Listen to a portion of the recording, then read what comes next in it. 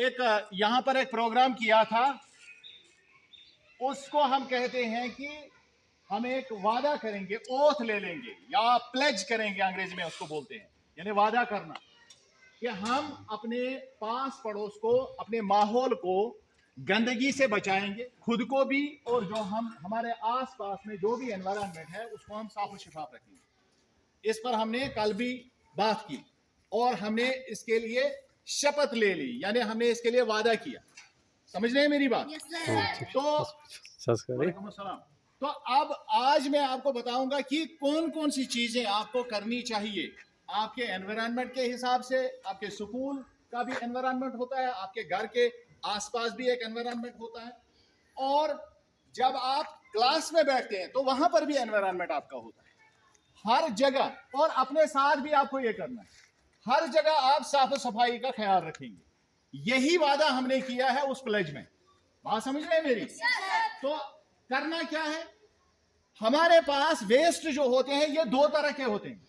हालांकि अगर हम इसको सही मानों में देखेंगे तो ये असल में तीन तरह के होते हैं, लेकिन मैं दो तरह आपको बताऊंगा, दो तरीके का होता है। और उसके लिए हम दो तरह की गार्बेज बिन यूज करते हैं। एक होता है वेट, दूसरा होता है ड्राई।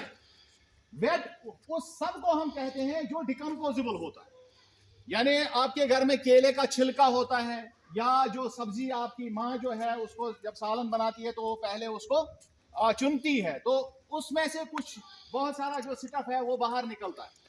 तो फिर आप क्या करते हो, घर में हम उठाते हैं इसको, नबर दे। ये बिल्कुल गलत है। इसको क्या क्या करना है, इसको डस्टबिन में डालना है।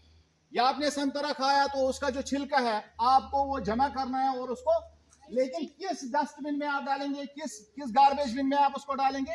वेट वाली गार्बेज बिन। समझ रहे हैं?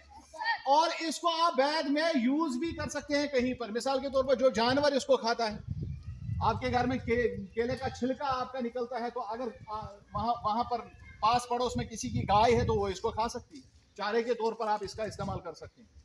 और दूसरा होता है जो आपके घर में प्लास्टिक या पॉलीथीन के आइटम इस्तेमाल होते हैं, पेपर होता है, तो इसको हम कहते हैं ड्राई। ये ड्राई गार्बेज होता है, तो इस ड्राई गार्बेज को हम अलग रखेंगे। और मोस्ट ऑफ द टाइम हम क्या करते हैं, खासकर जब शादी ब्याह के मौके होते हैं तो वहां पर कुछ पॉलीथीन के उनमें बैग्स में हम घरों में वो वहां से जो चीजें हम खाने पीने की चीजें होते हैं वो लाते हैं, फिर कुछ चीजें हम उन्हीं में छोड़ देते हैं, और उस पॉलीथीन का ऊपर जो है उसको हम नॉट लगा के उसको फेंक देते हैं, और वो हमेशा उसी में रहता है, क्योंकि पॉलीथीन जो है ये नॉन बायोडिग्रेडेबल है, ये डिकम्पोज होता ही नहीं है। तो उसके बाद वो हमेशा के लिए उसी में सड़ता रहता है, और उससे फिर क्या होता है कि जो हमारे जानवर होते हैं वो उसको खा जाते हैं और वो बीमार पड़ते हैं। तो इस तरह का जो भी गार्बेज है हम प्रॉपरली उसको डिकम्पोज करेंगे, प्रॉपरली उसको डंप करेंगे, यानी ड्राई को ड्राई के साथ रखेंगे और जो वेट है उसको वेट के साथ रखेंगे, और मिलाने की कोशिश नहीं करेंगे, इससे बीमारियां फैलती है, और इंसानों में ही नहीं बल्कि जानदारों में, जानवरों में। और हमारा माहौल तभी ठीक रहेगा जब हम इस बात का ख्याल रखेंगे कि हम अपने आसपास को साफ रखेंगे। खासकर जब आप टॉयलेट जाते हैं तो वहां पर जो कम आउट होता है, या तो कमोड बनन चुका, तो वो उसमें बहुत सारा पानी इस्तेमाल करना होता है।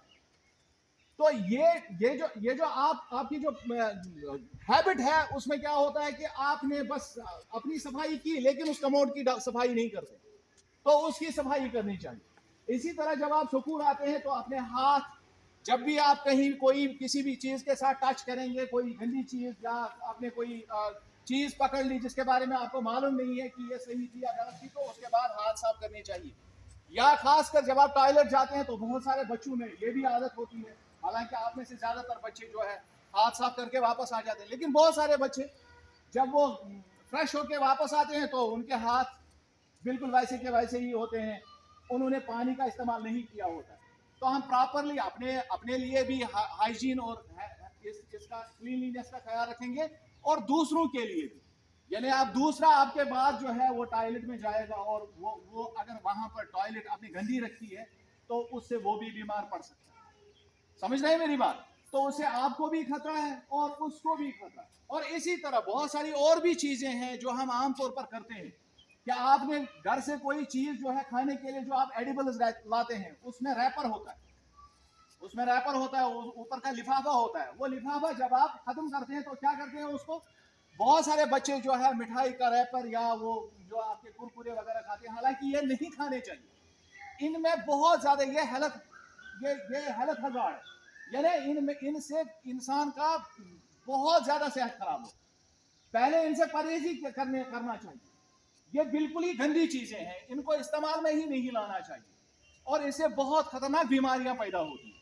लेकिन अब अगर आपने कभी खा लिया तो अब उसका जो रैपर है उसको प्रॉपरली डिकम्पोज करना है, प्रॉपरली डंप करना है। तो जहां पर उसकी डस्टबिन लगी हुई है वहां पर उसको डाल देना चाहिए। और इधर उधर जो हम आमतौर पर लिटर डालते हैं, आमतौर पर जो गंद डालते हैं, उससे परहेज करना चाहिए। आपको मेरी बात समझ में आ रही है? और इसी तरह अपनी साफ सफाई, अपने घर में, अपने स्कूल की जो स्कूल है आपका उसकी सफाई, यहाँ ग्राउंड की सफाई, अपने क्लासरूम की सफाई, जिस घर में जिस जगह पर आप बैठते हैं उस जगह की सफाई, अपने घर के आंगन की सफाई, जहां जिस रास्ते से आप आते हैं उसकी सफाई, ये सारी हमारी जिम्मेदारी है। क्यों? क्योंकि अगर हम ये साफ नहीं करेंगे तो सभी सोचेंगे मैं भी क्यों साफ करूं।